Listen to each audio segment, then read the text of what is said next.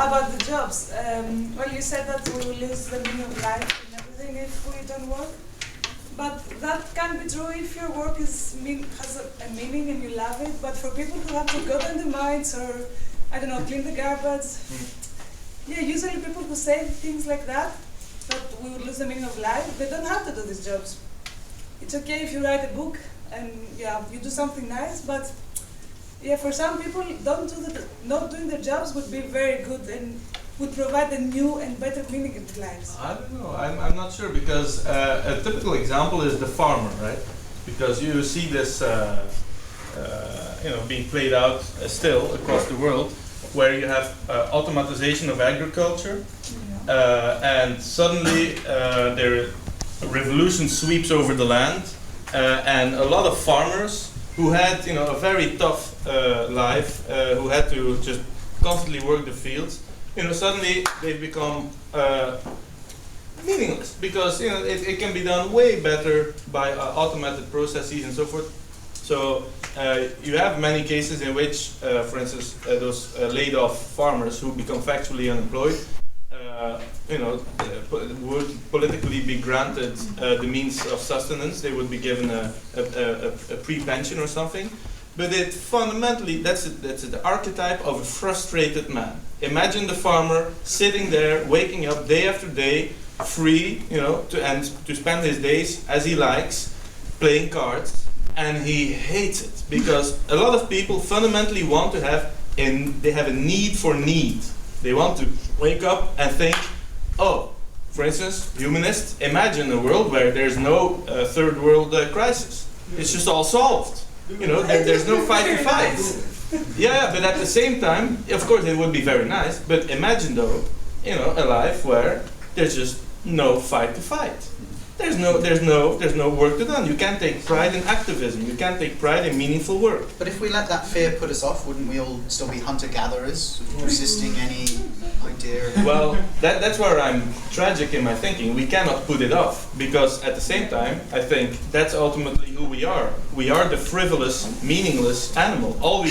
The human condition is fundamentally one of play, eroticism, and absurdity, and artistry. But also, this is something we were taught, like the farmers, they feel bad, as you said, because they were taught that they have to do this their whole life. It was suddenly taken from them, and they felt that society was kind of criticizing them because they were using money without providing something. But if things change with better technology, then that mentality will also change eventually. So people will find meaning in other things, like there's a whole world out there. You can live 2,000 years and still not see everything, not experience everything. There are lots of books to read, places to see, the space is available kind of becoming so. Yeah. Well, the people who like, I think there will be a shift. I think the relatively small percentage of people who can really live that kind of life, of just play and eroticism and artistry, they'll do that, and then there'll just be a huge mass of fundamentally frustrated, depressed, self-deceiving people. So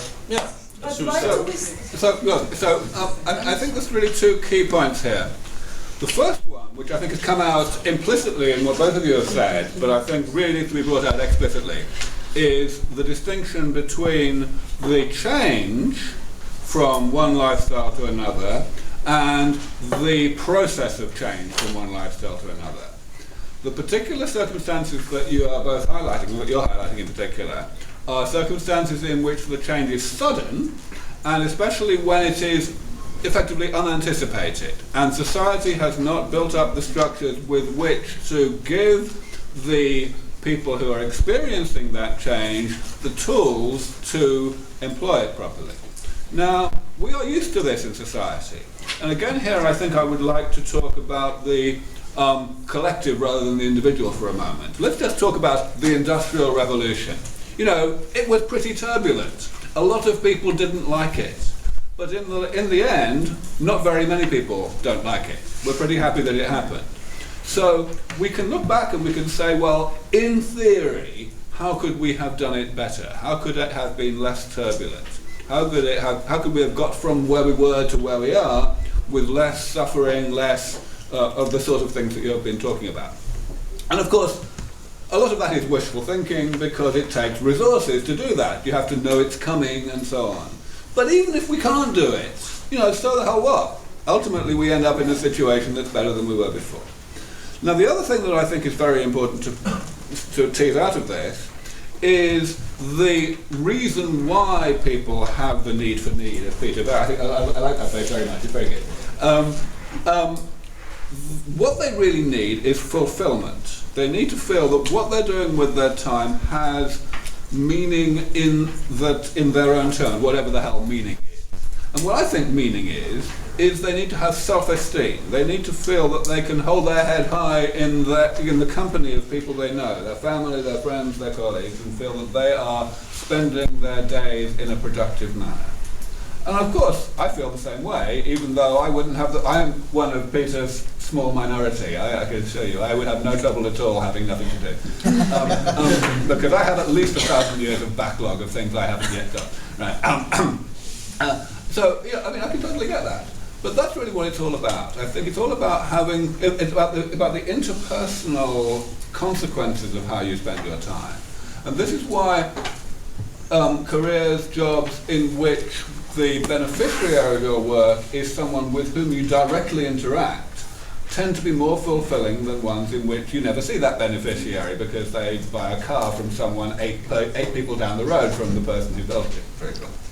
So I think this kind of tells us that as we develop more and more automation, we want to focus on the things where there is less interaction between the agent and the beneficiary, and we really could think twice about trying to make machines that are better poets than we are, or whatever.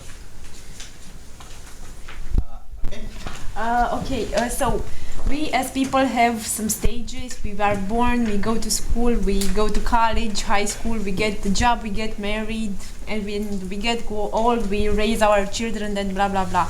How would you think, and this question is for both of you, these stages of life would change once we get to live up until 130 years, for example? Because you can't go to school for high school for more than 4 years because there's no need for it. I'll take this one first, because it makes sense. You understood what I was, okay. So, first of all, let's answer it from a biological perspective. Okay. These therapies, because they are medicines, they will not alter things that we don't want to alter. So in other words, for example, the way that we grow in our first 20 years will be just the same as now. These therapies will probably not be applied to people until they are 40 or 50 or 60 years old, because they will be repair therapies. They will be repairing damage, which takes a long time to accumulate. The damage that the result of that damage, the diseases that we see in old age, will be gone. So effectively, if you think of 3 stages of life, there's up, there's a long, and there's down. Okay, there will be up the same as now, and there will be a long indefinitely. All right, and no down, because you just won't get there. You will just have more time to be hit by a truck. So then to come to, I think, what the main purpose of your question was, how we will use that time. How would the change, these stages, how will they I get it. change? So I think that is still something we cannot really say. For example, at the moment, people generally go to school and they have education for maybe 15 years on average. Yeah. And it was probably more like 5 years if we go back 1,000 years from now, probably less than that in fact. So changes like that may continue to occur. We just don't know how much more value we will place on extending education. But of course also there are options in terms of having education at periodic times during one's life. There is still very little money spent on adult education and retraining and so on, but we do know that sometimes it's very productive to change careers, just as I did, for example. Yeah. Right? And so it may become fashionable to change careers more, even when you don't need to, so to speak. In fact, it may be society may decide that actually it's better to encourage people to change careers by, for example, raising their tax rate, their income tax, if they stay in the same job. There are plenty of ways for society. Okay, so you're saying that humanity will find some new stages that will become normal at some point. Not really. What I'm saying is we can't say the answer. What I'm saying is that there are so many unknowns that on the one hand, it's impossible to say how it will be, but on the other hand, it's impossible to say that it's definitely going to be bad. There are so many ways, so many knobs that we can turn to optimize how things are, to choices, to let people have more choice in terms of how long they retire, whether they retire and then they go back to work for another 40 years and then they retire for another 10 years and then they go back to work and become a rock star for the next 40 years and so on. You get the idea, right? There's so many choices, it's impossible. Thank you. And Pieter? I think, just also as a reference, you have, for instance, Leon Kass. He's one of the main guys. He was the chair of the President's Council on Bioethics under the Bush administration. And he really loads, especially this aspect of it. He loves the Lion King idea of the circle of life. And I think that's really what life is all about, this beautiful circle of babies growing and then adults, and then they become seniors, and it's beautiful, the circle, it's all about the circle. So that's one, if that's your ethic of life and of meaningful life, it will just get crushed completely. And a lot of people fundamentally hate it.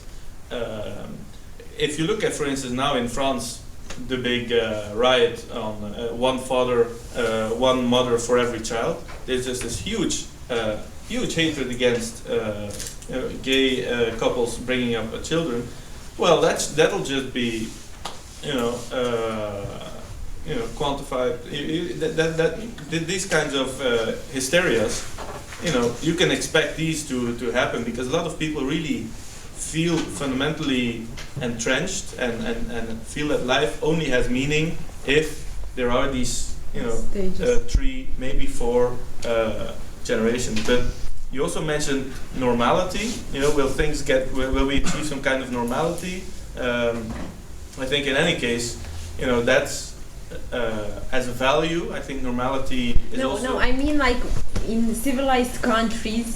There are these stages, maybe in Africa, maybe they don't have these stages, but we do. I don't believe in normal, I don't think normal is. Yeah. But I was saying that these are, I don't know, to be expected most of the time. So I was asking how would you think they would change in time? Well, in detail, I think I just haven't thought these things through enough. So there's because I was trying to think about it and I just can't figure it out for now because it's the first time I'm thinking about it. So I think we'll just have to get into the science fiction literature and also serious to just show all kinds of strange ways in which new societies could develop some kind of stable dynamic.